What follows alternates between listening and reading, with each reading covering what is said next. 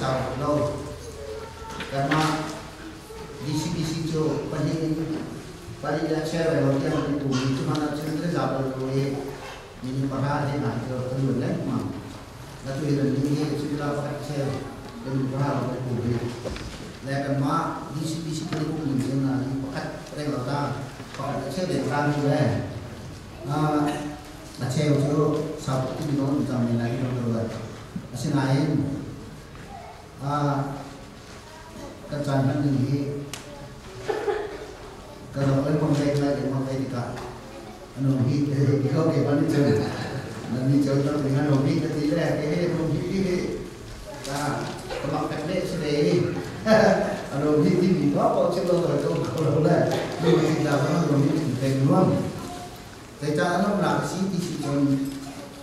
kau dia melang tentang yang mana kita punya, dan dua bintang sih dicampur dengan anomi tersebut. Ada mina contoh itu tak tidak kasih kita acun CEBC acun CBP lawan CBD kan itu belum ada kedua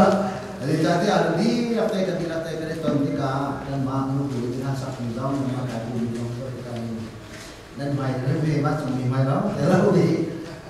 apa jauh minum jauh acil minum boleh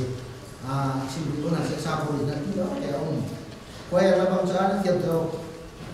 kiểu thế cái mặt phần nó lâu cái đó là sắp tiếp với cái phần một cái gì gọi là ta thì thực sự thì về dù sao bạn kia ra đèn thế nào không biết sao thì cái phần một cái gì nào cái này bao giờ